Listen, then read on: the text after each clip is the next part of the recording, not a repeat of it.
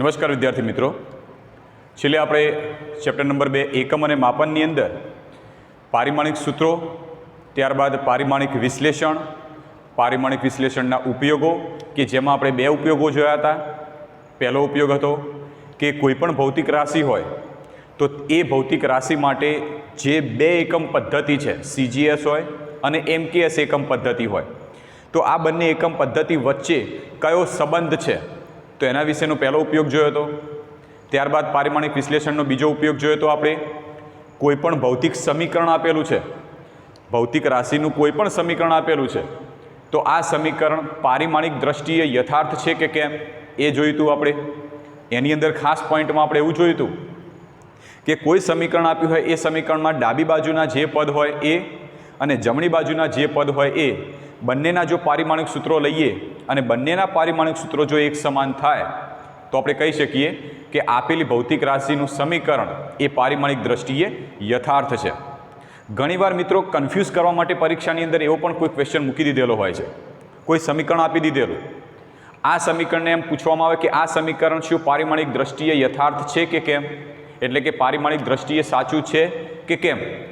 તો મિત્રો સૌથી પહેલું કામ તમારે કરવાનું કે જે પણ સમીકરણ આપ્યું છે એ સમીકરણમાં ડાબી બાજુના પદ એનું પારિમાણિક સૂત્ર લો, જમણી બાજુના પદ એનું પારિમાણિક સૂત્ર લો.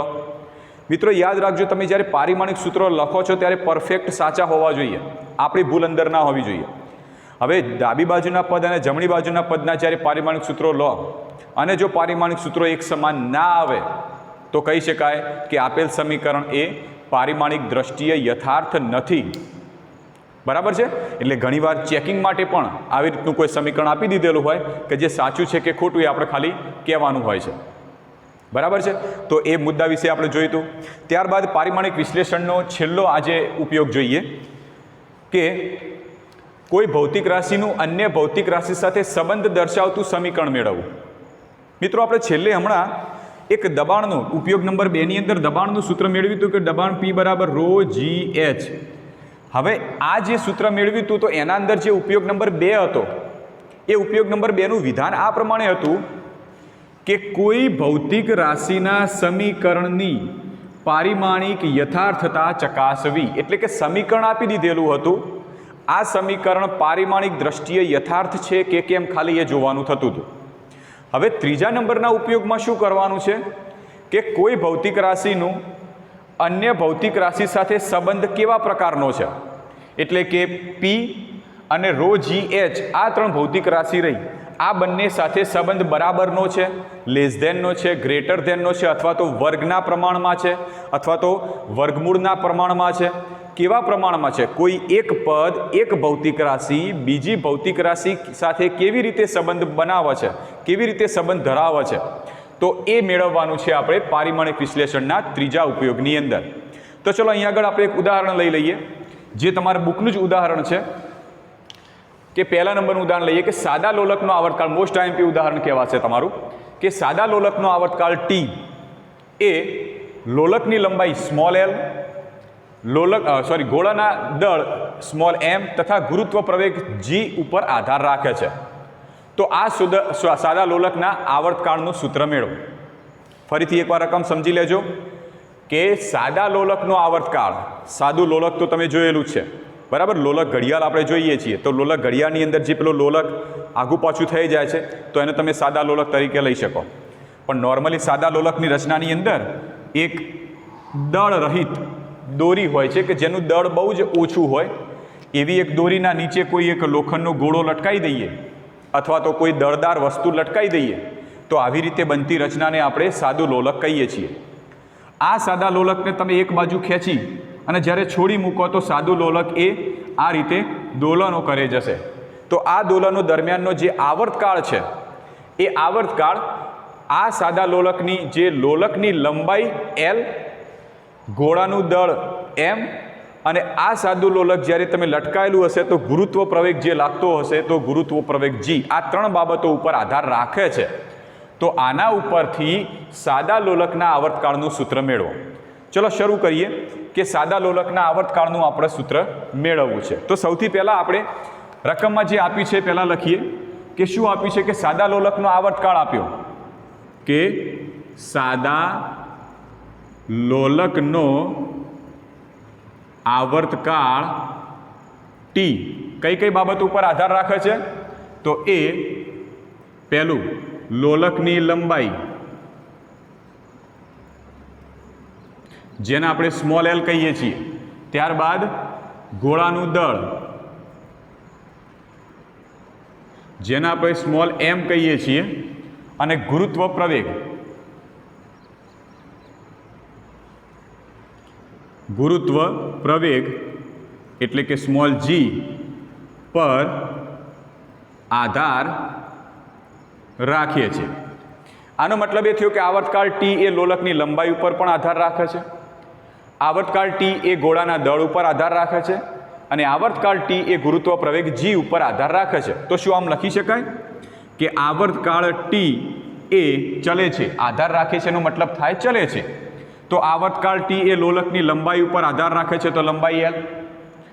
આવર્તકાળ ટી એ ગોળાના દળ ઉપર આધાર રાખે છે, તો ટી ચલે છે સ્મોલ એમ. અને આવર્તકાળ ટી એ ગુરુત્વ પ્રવેગ જી ઉપર આધાર રાખે છે, તો આવર્તકાળ ટી ચલે છે ગુરુત્વ પ્રવેગ જી. તો આ ત્રણ બાબતો ઉપર આધાર રાખે છે. તો શું આ ત્રણે ત્રણ આમ કહી શકાય કે આવર્તકાળ ટી લંબાઈ એલ ઉપર આધાર રાખતી હોય, આવર્તકાળ ટી એ ગોળાના દળ ઉપર આધાર રાખતું હોય, અને આવર્તકાળ ટી એ ગુરુત્વ પ્રવેગ ઉપર આધાર રાખતું હોય, તો કહી શકીએ કે આવર્તકાળ ટી એ આ ત્રણે ત્રણ બાબતો ઉપર આધાર રાખે છે. ટી ચલે છે એલ, એમ અને જી. કહી શકાય જો ટી આના ઉપર આધાર રાખે, આની સાથે સમપ્રમાણમાં, ટી આની સાથે પણ સમપ્રમાણમાં, અને ટી આની સાથે પણ સમપ્રમાણમાં હોય, તો ટી આ ત્રણે ત્રણ સાથે સમપ્રમાણમાં થાય. પણ મિત્રો આપણે જાણતા નથી કે આવર્તકાળ ટી એ લંબાઈની કેટલી ઘાત ઉપર આધાર રાખતું છે, એટલે કે લંબાઈના વર્ગ ઉપર આધાર રાખે છે. મતલબ શું થયું કે સાદું લોલક હોય, સાદા લોલકની લંબાઈ હું ડબલ કરી દઉં તો આવર્તકાળ 1 એકમ વધે, અથવા તો સાદા લોલકની લંબાઈ હું અડધી કરી દઉં તો આવર્તકાળ 1 એકમ વધે. તો મતલબ આપણે એ નહીં જાણતા કે સાદા લોલકનો આવર્તકાળ આ ત્રણે ત્રણ જે રાશિઓ રહી એ ત્રણે ત્રણ રાશિઓની કેટલી ઘાતના ઉપર આધાર રાખતો હશે. સમજી લેજો કે આવર્તકાળ ટી એ એલ, એમ અને જી આ ત્રણ પદ રહ્યા, એમાંથી આવર્તકાળ ટી એ આ ત્રણે ત્રણ પદની કેટલી ઘાત ઉપર આધાર રાખતું હશે એ ખબર નથી. જેમ કે આ સૂત્ર આમ છે કે માની લો કે તમે સૂત્ર લાયા અને આવી રીતે મળ્યું, ટી ચલે છે L² એમ અને વર્ગમૂળમાં જી, ધારો કે આવી રીતે મળ્યું, તમને છેલ્લે જવાબ ધારો કે મળ્યો આવી રીતે. તો આનો મતલબ એ થાય કે આવર્તકાળ ટી એ લંબાઈના વર્ગ એમની 1 ઘાત અને જીની 1/2 ઘાત ઉપર આધાર રાખતું હશે એમ કહેવાય. તો આપણે એ તો સાબિત કરી દીધું કે આવર્તકાળ ટી આ ત્રણે ત્રણ રાશિઓ ઉપર આધાર રાખે છે, પણ એની કેટલી ઘાત ઉપર આધાર રાખતું છે એ આપણને ખબર નથી. તો આપણી સરળતા ખાતર આ સૂત્રને આપણે આવી રીતે લખીએ કે ટી ચલે છે એલની A ઘાત, એમની B ઘાત અને જીની C ઘાત.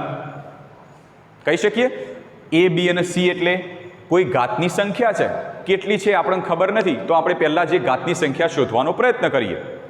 તો ફરીથી આટલું એકવાર ધ્યાન આપી દો કે સાદા લોલકનો આવર્તકાળ ટી એ આ ત્રણ બાબતો ઉપર આધાર રાખતો હતો, તો ત્રણે ત્રણ બાબતો ઉપર આધાર, તો આમ કહી શકાય કે સાદા લોલકનો આવર્તકાળ આ ત્રણે ત્રણ ઉપર આધાર રાખતો હશે. પણ આ ત્રણે ત્રણની કેટલી ઘાત ઉપર આધાર રાખે છે આપણને ખબર નથી. તો માટે આમ સૂત્રમાં થોડો ફેરફાર આપણે આ રીતે કરી શકીએ કે સાદા લોલકનો આવર્તકાળ લંબાઈની A ઘાત, દળની B ઘાત અને ગુરુત્વ પ્રવેગની C ઘાત ઉપર આધાર રાખતું હશે. હવે કામ કરીએ કે આપણે ગણિતની અંદર ભણેલા છીએ 9મા ધોરણમાં અને 10મા ધોરણની અંદર કે જ્યારે ચલે છે આવે છે, સમપ્રમાણતાનું ચિહ્ન આવે છે, ત્યારે હંમેશા આપણે એને કાઢી દઈએ છીએ અને એના બદલે આપણે સમપ્રમાણતાનો અચળાંક મૂકીએ છીએ. તો ચલો આપણે ચલે છે કાઢી દઈએ અને કોઈ અચળાંક મૂકી દઈએ. તો ટી બરાબર અચળાંક તરીકે લઈ લઈએ કે એલની A ઘાત, એમની B ઘાત અને જીની C ઘાત. ક્લિયર? હવે આ જે સમીકરણ બન્યું, આ સમીકરણને નામ આપી દઈએ સમીકરણ 1. હવે સમીકરણ 1ની બંને બાજુ આવેલા જે પદ છે, આ બાજુ આવર્તકાળ ટી અને આ બાજુ આવેલો પદ આટલા કે એલની A ઘાત, એમની B ઘાત અને જીની C ઘાત, તો બંને બાજુના પદોના પારિમાણિક સૂત્રો લઈ લઈએ. તો સૌથી પહેલું કામ કરીએ, સમીકરણ 1ની બંને બાજુ આવેલી જે ભૌતિક રાશિઓ છે એના આપણે પારિમાણિક સૂત્રો લઈ લઈએ. તો સૌથી પહેલાં આવશે આવર્તકાળ ટી. તો ડાબી બાજુના પદમાં કોણ છે આવર્તકાળ ટી? તો આવર્તકાળ ટીનું આપણે પારિમાણિક સૂત્ર લઈએ. એના પહેલાં અહીંયા આગળ મુદ્દો લખીએ કે સમીકરણ 1ની બંને બાજુ પારિમાણિક સૂત્રો લેતા. ચલો, તો પહેલાં તો આવશે આવર્તકાળ ટી. અને આવર્તકાળ ટી એટલે આવર્તકાળ, અને આવર્તકાળનો એકમ થાય છે સમય. આવર્તકાળ એક પ્રકારનો સમય જ છે અને સમયનો એકમ થાય સેકન્ડ. અને સેકન્ડ માટેનું પારિમાણિક સૂત્ર થશે m0 l0 t1. ક્લિયર? યાદ રાખજો, પારિમાણિક સૂત્ર તમે આ રીતે મોટા કૌંસમાં લખવાનો પ્રયત્ન કરજો. હવે કે શું છે? તો કે તો આપણે કોઈ અચળાંક મૂકેલો છે. અહીંયા આગળ નીચે એક ઉલ્લેખ કરેલો છે, જો કે સમપ્રમાણતા અચળાંક કેની કિંમત લેવાની છે. કેની કિંમત ફિક્સ આપી દીધેલી છે. તો કેની કિંમત ફિક્સ આપી દીધેલી છે. તો જ્યારે કોઈ અચળાંક આવશે તો એ અચળાંકની આપણે કોઈ પારિમાણિક સૂત્ર મૂકીશું નહીં. તો કે તરીકે આપણે કોઈ અચળ કિંમત, અચળાંકનો મતલબ શું થાય? અચળ અંક. અને અચળ અંકનો મતલબ થાય એની કિંમત કોઈ ફિક્સ જ થઈ ગયેલી છે, માટે એનું પારિમાણિક સૂત્ર આવશે નહીં. તો કેનું પારિમાણિક સૂત્ર નહીં આવે. ત્યારબાદ છે એલ. એલ એટલે લોલકની લંબાઈ. અને લંબાઈ માટે પારિમાણિક સૂત્રમાં ફક્ત L1 લખી દઉં. લંબાઈ એનો એકમ મીટર, અને મીટર માટે અથવા લંબાઈ તમે ઇંગ્લિશમાં લેન્થ પણ કહી શકો. અને લેન્થ માટે L સંજ્ઞા. અને લંબાઈની કેટલી? L1. અને એની કેટલી ઘાત છે? એ ઘાત. ઓકે. બીજું છે એમ. અને એમ એટલે શું? દળ. અને દળનું પારિમાણિક સૂત્ર શું છે? m1. એના ઉપર કેટલી ઘાત? એના ઉપર b ઘાત. ત્યારબાદ છે ગુરુત્વ પ્રવેગ. અને પ્રવેગ માટેનું પારિમાણિક સૂત્ર શું? ગુરુત્વ પ્રવેગ કહો કે એકલો પ્રવેગ કહો. તો પ્રવેગ બરાબર થાય વેગ ભાગ્યા સમય. અને વેગ એટલે અંતર ભાગ્યા સમય. આ સમયને હું આ રીતે લખું છું, ભાગ્યા 1 સમય. ઓકે. ચલો, અંતર એટલે મીટર. અને મીટર માટે L1 છેદમાં સમય એટલે t1 અને ગુણ્યા 1 સમય એટલે t1. તો શું થયું? L1 ભાગ્યા t2 અને ઉપર લાવો તો L1 t-2. એનો મતલબ m0 L1 t-2. તો આનું થશે m0 L1 t-2 એની c ઘાત. મિત્રો, તમે આવી રીતે પણ લખી શકો છો. અને મેં તમને કીધું હતું એ પ્રમાણે તમે m, l અને t ના પદમાં પણ લખી શકો છો. જો તમારે m, l અને t ના પદમાં લખશો તો સૌથી બેસ્ટ છે, કારણ કે તમને ગણતરીમાં કોઈ કન્ફ્યુઝન આવશે નહીં. ચાલો, તો હવે આ બાજુનું જે પદ છે આ તો એમના એમ લખી દઈએ. m0 l0 t1. હવે આ બાજુ જે પદ દેખાય છે એ દરેક વચ્ચે ગુણાકારનો સંબંધ છે. પહેલું પદ, પહેલાનું પારિમાણિક સૂત્ર ગુણાકાર, બીજાનું પારિમાણિક સૂત્ર ગુણાકાર, ત્રીજાનું પારિમાણિક સૂત્ર. ઓકે. પણ એની પહેલાં તમે જોશો તો એલના ઉપર 1 ઘાત અને એની બહાર a ઘાત છે. આ રીતે છે કે એક્સના ઉપર 2 ઘાત, એની ઉપર 3 ઘાત હોય તો શું થાય? તો ઘાતના ઉપર ઘાત હોય તો બંનેનો ગુણાકાર થાય. તો કેટલી ઘાત થશે? એક્સની 3 દુ 6 ઘાત. તો એ જ પ્રમાણે અહીંયા પણ જુઓ કે એમની 1 ઘાત તો હતી જ, એના ઉપર a ઘાત છે તો a ગુણ્યા 1 એટલે a થશે. તો માટે થશે એલની a ઘાત. બીજા માટે કે એમની એમની 1 ઘાત, એના ઉપર b ઘાત છે તો b ગુણ્યા 1 એટલે b ઘાત. તો એમની થઈ b ઘાત. ત્રીજા માટે m0 l1 t-2 ની c ઘાત. એનો મતલબ એમની 0 ઘાત, 0ની ગુણ્યા c કરો તો 0 ગુણ્યા c એટલે 0. તો એમની 0 ઘાત. એલની 1 ગુણ્યા c તો c, તો એલની c ઘાત. અને ટીની -2 ગુણ્યા c. આ રીતે ટીની -2 ગુણ્યા c. તો આમ લખાય ટીની -2c. તો ટીની -2c ઘાત. હવે આની અંદર આપણે કામ કરીએ કે આ જમણી બાજુ જે આપણે પારિમાણિક સૂત્રો લખ્યા છે એમાં જેટલા m વાળા આવે એનું સાદુરૂપ આપી દઈએ, l વાળાનું અને t વાળાનું સાદુરૂપ આપી દઈએ. તો ડાબી બાજુ એમના m0 l0 t1 બરાબર ચલો અહીંયા આગળ જો પહેલામાં એમ વાળું નથી, બીજામાં એમ વાળું છે, ત્રીજામાં એમ વાળું છે, પણ એમની 0 ઘાત, એટલે લખો કે ના લખો કોઈ ફરક નહીં પડે, એટલે ફક્ત એમની બી ઘાત જ થાય છે. તો અહીંયા આગળ એમની બી ઘાત. હવે એલ વાળા પકડીએ તો એલની એ ઘાત તો હતી જ, બીજી એલની સી ઘાત આવી રીતે છે. એલની એ ઘાત એક કૌંસમાં અને બીજા કૌંસમાં એલની સી ઘાત છે. હવે શું થશે કે એલની એ ઘાત અને એલની સી ઘાત બંનેમાં આધાર સમાન, બંને વચ્ચે ગુણાકાર, તો ઘાતનો સરવાળો, તો એલની એ પ્લસ સી ઘાત થઈ ગઈ, તો એલની થશે એ પ્લસ સી ઘાત. ત્યારબાદ ટી વાળા પદ પકડીએ તો પહેલામાં તો ટી નથી, બીજામાં પણ નથી, ત્રીજામાં એક જ પદ છે ટી વાળું, તો ટીની -2c છે, તો ટીની -2c ઘાત. આના આપણે લઈ લઈએ મોટા કૌંસમાં. ખ્યાલ આવી ગયો? હવે આના પછીનું પદ આપણે કયું લઈએ? તો આના પછીના પદમાં આપણે કામ કરીએ. આપણે સૌથી પહેલાં હવે શું સાબિત કરવું છે એ વિચારીએ. તો સાબિત એ કરવું છે કે આપણે જે ઘાત લીધેલી છે એ બી અને સી, એના બદલે કોઈ ચોક્કસ કિંમતો મેળવવાનો પ્રયત્ન કરીએ. એ બી અને સીના બદલે જે આપણે એ બી સી એ કિંમત ધારી છે એના બદલે કોઈ ચોક્કસ કિંમત 1, 2, 3 અથવા તો જે પણ આવતી હોય બધી કિંમતો મેળવવાનો પ્રયત્ન કરીએ. એટલે ટૂંકમાં એ બી અને સીની કિંમત મેળવવી છે.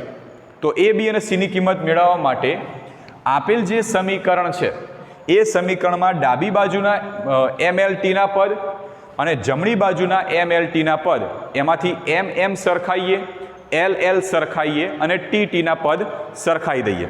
તો ચલો M આ બાજુ છે એમની 0, અહીંયા આગળ આને આપણે કહી દઈએ સમીકરણ 2, જેથી આપણે ઇઝી રીતે અહીંયા આગળ લખી શકીએ કે સમીકરણ 2 માંથી M, L અને T ના પદ સરખાવતા. ઓકે, ચલો સરખાઈ દઈએ. તો આ બાજુ છે એમની 0, જ્યારે આ બાજુ શું છે એમની બી ઘાત, બંને વચ્ચે બરાબરનું ચિહ્ન, તો બરાબર એમની બી ઘાત. તો પહેલાં એમ બંનેના સરખાઈ દીધા. ત્યારબાદ આવીએ એલ વિશે. એલની 0 ઘાત બરાબર અહીંયા આગળ એલની એ પ્લસ સી, તો એલની થશે એ પ્લસ સી ઘાત. ચલો આ બાજુ ટી વાળા પદ લઈ લઈએ. તો ટીની 1 ઘાત, તો પેલી બાજુ થશે બરાબર ટીની -2c ઘાત. હવે અહીં આગળ જો બંને એમ વાળા પદ સરખાયા, બંને એલ વાળા સરખાયા, બંને ટી વાળા સરખાયા, બંનેમાં આધાર સમાન છે. બંનેમાં તમે ગણિતમાં ભણી ગયેલા છો કે જો 2ની x ઘાત હોય બરાબર 2ની 3 ઘાત હોય તો તમે આનું સોલ્યુશન કેવી રીતે કરો છો કે બંનેમાં જો આધાર સમાન છે, બંને વચ્ચે બરાબર છે. જો બંનેના આધાર એક સમાન હોય, બંને પદમાં બંનેના આધાર એક સમાન, બંને વચ્ચે બરાબર હોય તો સીધી બંનેની ઘાત તમે સરખાઈ શકો. ખ્યાલ આવી ગયો? જો બંનેના આધાર એક સમાન હોય, બંને વચ્ચે બરાબરનું ચિહ્ન હોય અને ઘાતની વાત થાય તો બંનેના ઘાત પણ તમે સરખાઈ શકો. તો લખી શકો તમે x બરાબર 3. તો સેમ આવી રીતે આના અંદર પણ એ જ ગણિતના નિયમનો ઉપયોગ કરીએ કે એમની 0 બરાબર એમની બી, બંનેમાં આધાર એક સમાન છે. તો બંનેમાં આધાર એક સમાન હોય તો ઉપરની ઘાત તમે સરખાઈ શકો. તો લખી શકો 0 બરાબર બી અથવા તો બી બરાબર 0. તો પહેલી કિંમત તમને બી બરાબર કેટલી મળી? 0. ત્યારબાદ વાત કરીએ આ બાજુ માટે એલ માટે. તો એલમાં પણ બંનેમાં આધાર એક સમાન છે, બંને વચ્ચે બરાબર છે, તો ઘાત સરખાઈ દો. તો a પ્લસ સી બરાબર 0, તો a પ્લસ સી બરાબર 0. આ બીજું એક સમીકરણ મળ્યું. ત્યારબાદ ત્રીજાની અંદર આવો. તો ત્રીજામાં જુઓ બંનેમાં આધાર એક સમાન, બંને વચ્ચે બરાબર છે, તો બંનેમાં ઘાત જે છે એ સરખાઈ શકો, બંને વચ્ચે બરાબર છે, માટે 1 બરાબર -2c અથવા તો -2c બરાબર 1. ક્લિયર? આપણે એ બી અને સીની કિંમત મેળવવી છે. તો જો બીની કિંમત તો મળી ગઈ. હવે એ અને સીની કિંમત મેળવવી છે. તો જો આના ઉપરથી એ અને સીની કિંમત મેળવવી ઇઝી પડશે કે આમાંથી? તો આમાં એની કિંમત મેળવવા માટે સીની કિંમત જોઈશે. અહીંયા આગળ સીધી સીની કિંમત મળી જાય એવી છે, તો સીને કરતા બનાવી દઈએ. તો ધેરફોર સી પહેલાં આપણે એવું કરીએ કે 2c બરાબર -1 માઇનસ પેલી બાજુ લઈ જાઓ. ઓકે, ધેરફોર સી બરાબર શું થશે? -1/2. તો સીની કિંમત કેટલી મળી? -1/2. હવે આ જે સીની કિંમત છે એ આપણે લઈ લો બીજા પદમાં, અહીંયા આગળ મૂકી દો.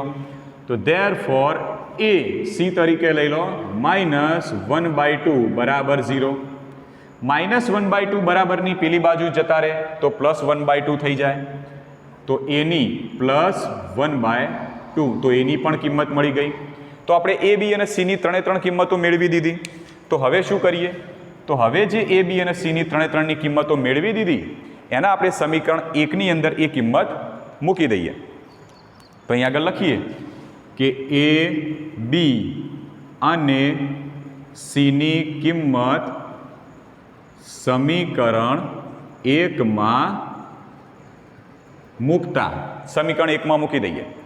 ચલો, સમીકરણ 1 આવી રીતે છે, ટી બરાબર કે એમના એમ જ રાખીએ. ઓકે, અથવા તો તમે અહીંયા આગળ આપ્યું છે એ પ્રમાણે પણ કરી શકો. કે બરાબર તમે 2π પણ લઈ શકો. ચલો આપણે 2π લઈ લઈએ સીધા. તો અહીંયા આગળ લઈ લઈએ 2π એલની એ ઘાત. તો એલ તો એમના એમ લખી દઈએ, એની એ ઘાત, અને એ તરીકે કેટલી કિંમત લાયા આપણે? 1/2. તો 1/2. પછી છે એમની બી ઘાત. તો એમના એમ, અને બી ઘાત તરીકે બીની કિંમત કેટલી લાયા છીએ? 0. તો બી બરાબર 0 લઈ લો. અને ત્રીજું છે જીની સી ઘાત. તો જી એમના એમ, ઉપર સી ઘાત અને સી તરીકે લાયા છીએ -1/2. હવે અંદર થોડું સાદું રૂપ આપીએ આપણે. તો ધેરફોર ટી બરાબર આ 2π એમના એમ રાખીએ, એલની 1/2 એમના એમ રાખીએ. કોઈપણ સંખ્યા ઉપર 0 ઘાત, કોઈપણ સંખ્યા ઉપર 0 ઘાતનો મતલબ થાય 1. તો આ કિંમત 1 થઈ ગઈ. કોઈપણ સંખ્યા ઉપર 0 ઘાત હોય તો આની કિંમત હંમેશા 1 થઈ જાય. તો આ કિંમત 1 થઈ ગઈ. તો લખો કે ના લખો કોઈ ફરક નહીં. છેલ્લે શું વધ્યું? જીની -1/2. અહીંયા આગળ કૌંસમાં લખી શકો કે એમની 0 બરાબર 1. ત્યારબાદ હવે અહીંયા જુઓ કે આ ઋણ ઘાત છે. હવે ઋણ ઘાતનું આપણે થોડું સોલ્યુશન કરીએ કે ઋણ ઘાતમાં આપણે શું કરીએ છીએ. અત્યાર સુધી તમે ધારો કે હું એમ કહું કે વેગનું પારિમાણિક સૂત્ર શું થાય? વેગનું પારિમાણિક સૂત્ર શું થશે? તો પહેલાં વેગનું સૂત્ર મૂકીએ કે અંતર ભાગ્યા સમય. અંતર માટે થશે m0 l1 t0 છેદમાં સમય માટે થશે m0 l0 t1, અથવા તો તમે આ રીતે લખો l1 છેદમાં t1. હવે t1 જે પ્લસ ઉપર tની 1 ઘાત પ્લસ છે એને તમે અંશમાં લઈ જાઓ તો શું થવાનું છે? તમે એને અંશમાં લઈ જશો તો tની -1 ઘાત થાય. અથવા તો તમે ઊંધું વિચારો કે જો સમીકરણમાં માઇનસ ઘાત આવે તો તમે છેદમાં લઈ જશો તો પ્લસ ઘાત થઈ જાય. જો છેદની ઘાતને, છેદના પદને અંશમાં લઈ જાઓ તો માઇનસ ઘાત થઈ જાય. એવી જ રીતે અંશમાં જો માઇનસ ઘાત હોય અને છેદમાં લઈ જશો તો પ્લસ ઘાત થઈ જાય. તો સેમ એવી રીતે જીની -1/2 ઘાત છે અને છેદમાં લઈ જાઓ તો ટી બરાબર 2π એલની 1/2 છેદમાં જીની 1/2 થઈ જશે. છેદમાં લઈ ગયા તો પ્લસ ઘાત થઈ ગઈ. હવે 1/2 બંનેમાં કોમન ઘાત છે. તો ધેરફોર ટી બરાબર 2π, આમ લખું l/g આખાની 1/2 ઘાત. બરાબર, બંનેની એક સમાન ઘાત હોય. આપણે સૂત્ર ભણી ગયેલા છીએ કે xની n ઘાત ભાગ્યા yની n ઘાત હોય તો x ભાગ્યા y આખાની n ઘાત થાય. તો હવે 1/2 ઘાત લખો અથવા તો તમે એને વર્ગમૂળમાં મૂકો તો કોઈ ફરક પડવાનો છે? તો કોઈ જ ફરક નહીં પડે. તો આપણને છેલ્લે આવર્તકાળ ટીનું એક સૂત્ર મળી ગયું કે આવર્તકાળ ટી બરાબર 2π √L/g. તો આવર્તકાળનું આપણે સૂત્ર સાબિત કરી દીધું. જે સૂત્ર આપણે સાબિત કરવાનું હતું એ સૂત્ર આપણે સાબિત કરી દીધું છે, કારણ કે સાદા લોલકના આવર્તકાળનું સૂત્ર મેળવવાનું છે. તો ટી બરાબર 2π √L/g સૂત્ર આપણે મેળવી દીધું છે. ક્લિયર? તો એકદમ ઇઝી રીતે આપણે મેળવવાનો પ્રયત્ન કર્યો છે. ફટાફટ એકવાર જોઈ લઈએ. બીજો જે છે એના અંદર થોડી ઉતાવળ કરીશું. તો પહેલો દાખલો ફરીથી જોઈ લઈએ કે કોઈ પણ સમીકરણ હોય એ સમીકરણ માટે એક ભૌતિક રાશિનું બીજી ભૌતિક રાશિ સાથે જ્યારે સંબંધ મેળવવો હોય ત્યારે જે રકમ આપી હોય રકમ ઉપર ખાસ ફોકસ કરવાનું. તો રકમ આપી છે કે સાદા લોલકનો આવર્તકાળ ટી એ 3 બાબતો ઉપર આધાર રાખે છે. તો લોલકનો આવર્તકાળ ટી એ કોના ઉપર? લોલકની લંબાઈ L, ગોળાના દળ m અને ગુરુત્વ પ્રવેગ g ઉપર આધાર રાખે છે. તો ચલે છે એના પ્રમાણમાં લખી દઈએ. આ ત્રણે ત્રણ ભેગા કરીએ તો t ચલે છે l, m અને g લખી શકાય. તમે m l g તમે આ જે રહ્યા l m g લખ્યા છે ને એના બદલે તમે m g l પણ લખી શકો, કોઈ પણ લખી શકો, કોઈ જ વાંધો નહીં. તમારો જવાબ છેલ્લે સાચો જ આવવાનો છે.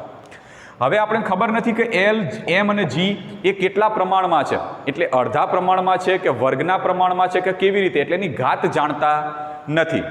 તો ઘાત મેળવવા માટે આપણે સમીકરણમાં થોડું એડ કર્યું કે t ચલે છે l ની a ઘાત, m ની b ઘાત અને g ની c ઘાત. આપણા ઘાતની કિંમત મેળવવી છે.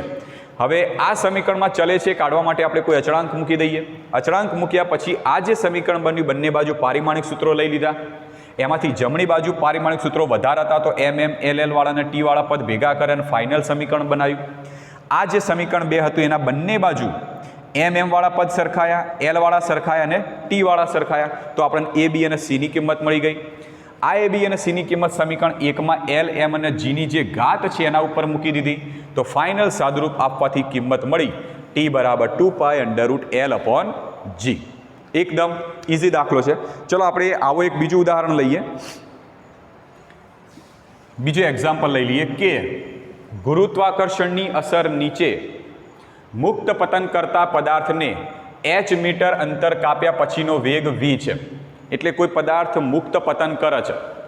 મુક્ત પતન કરતો પદાર્થ જેવો જેવો નીચે નીચે પડતો હોય એટલે ધારો કે અમુક h અંતર કાપે છે એટલે વેગ વધે. જેમ કે હું તમને સિમ્પલ બતાવું કે કોઈ પેન છે, આ પેન રહી, મોટો પથ્થર લઈ લો, ચલો મોટા પથ્થરની વાત કરીએ. મોટો પથ્થર છે, આ પથ્થરને જમીનથી ધારો કે 10 ફૂટ ઊંચે રાખી અને છોડી મૂકો અને નીચે તમારો પગ રાખો. પથ્થર સીધો તમારો પગ ઉપર પડશે તો તમને ઈજા થવાની છે, તમને વધારે ઈજા થશે. હવે એ જ પથ્થર રહ્યો એને થોડીક જ ઊંચાઈ ઉપર રાખો, લગભગ અડધો ફૂટ જેટલી ઊંચાઈ ઉપર રાખો તમારા પગથી અને પછી છોડી મૂકો તો ધીમે રહીને પડશે તો તમને વધારે ઈજા નહીં થાય. આનો મતલબ એવો થયો કે જેમ પદાર્થ જેટલી વધારે ઊંચાઈ ઉપરથી નીચે પડે એમ જેમ જેમ નીચે આવી જાય એમ એમ એનો વેગ વધતો જાય. તો અમુક h મીટર ઉપરથી h મીટર જેટલું અંતર કાપે છે એ વખતનો એનો વેગ આપી દીધો છે v જેટલો.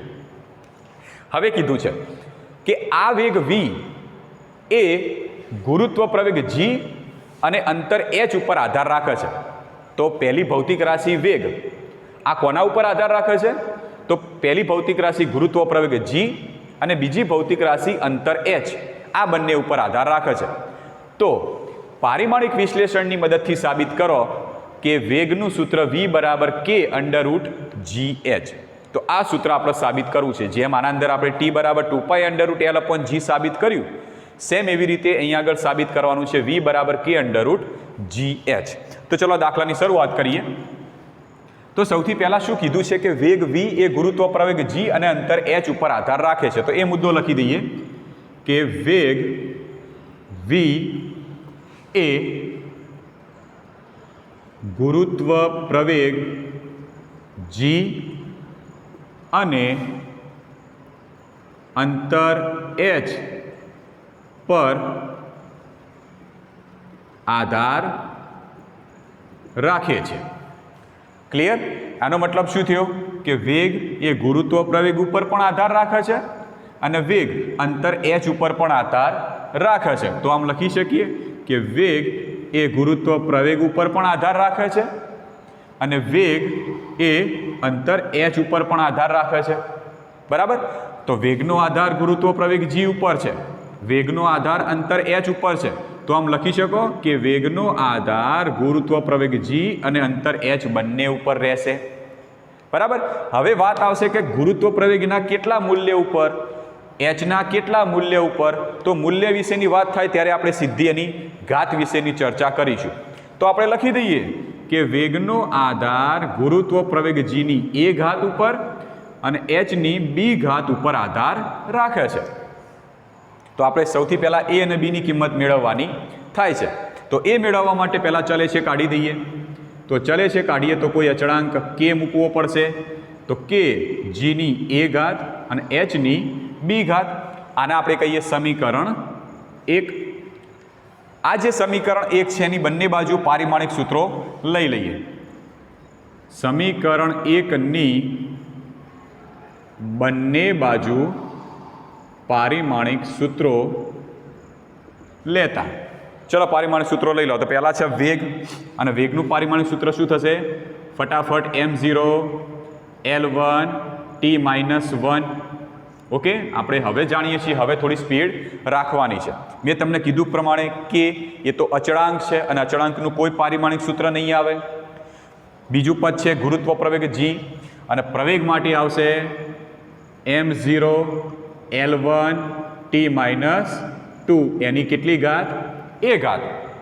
ત્યારબાદ છે અંતર, અને અંતર એ તો મૂળભૂત ભૌતિક રાશિ છે અને એના માટેનો એકમ થાય મીટર, અને મીટર માટેનું પારિમાણિક સૂત્ર થશે m0 L1 t0. એની કેટલી ઘાત? b ઘાત.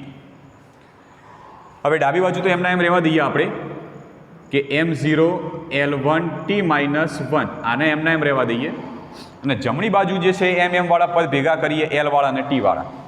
આમાં m વાળા ભેગા કરો તો mની 0, mની 0, તો mની 0.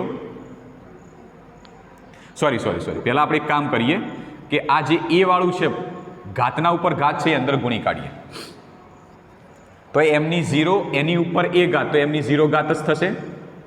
ત્યારબાદ lની 1 અને એની સાથે a ગુણાય તો lની a ઘાત.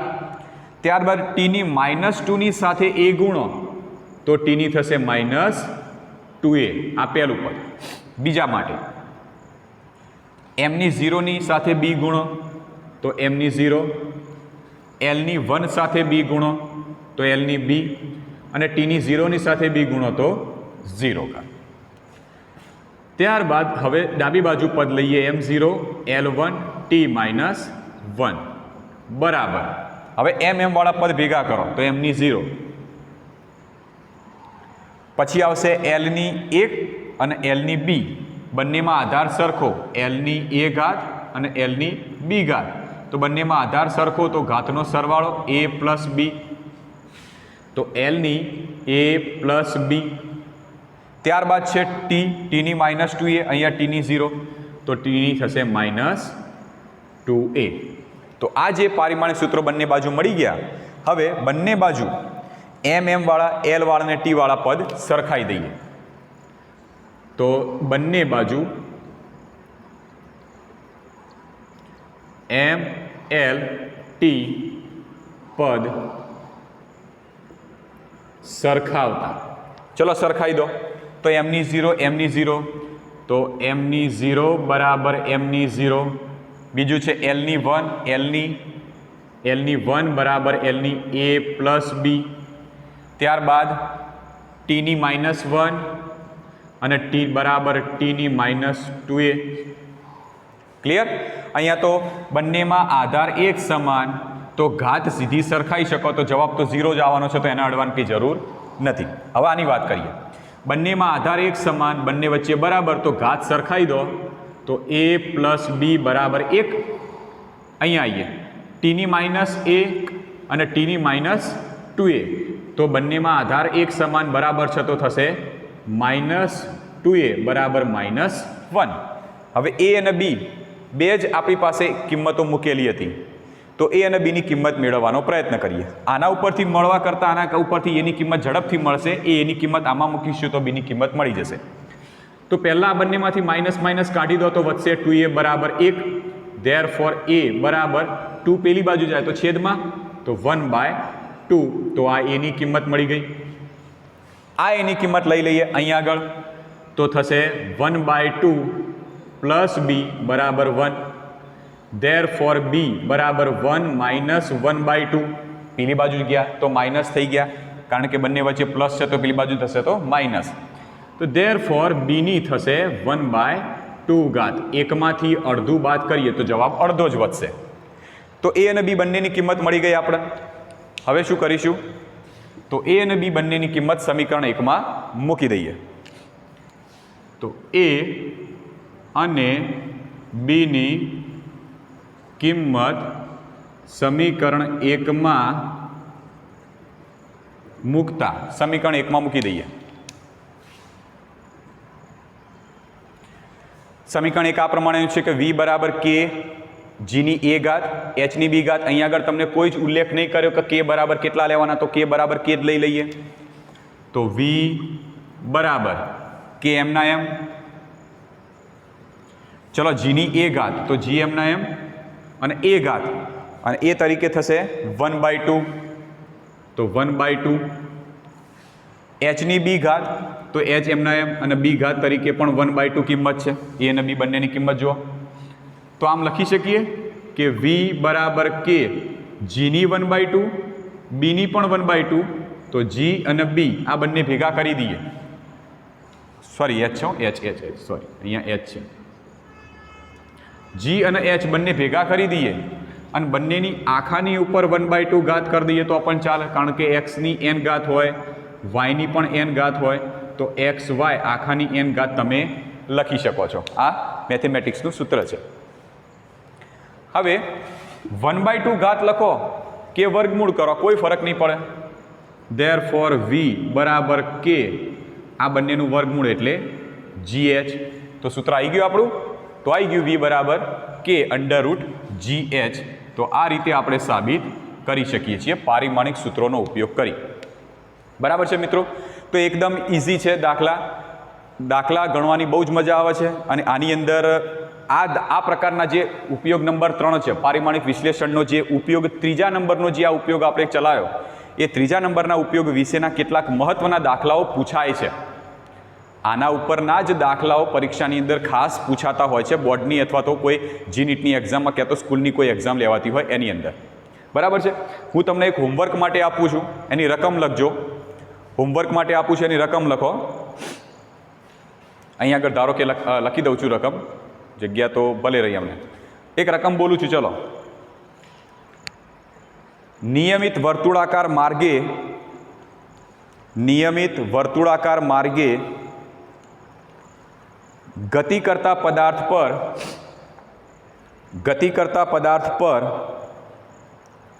લાગતું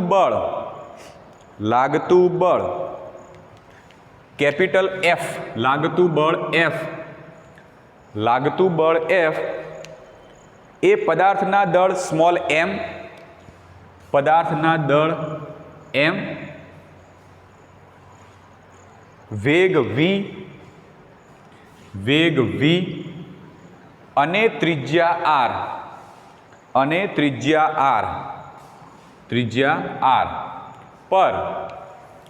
પર આધાર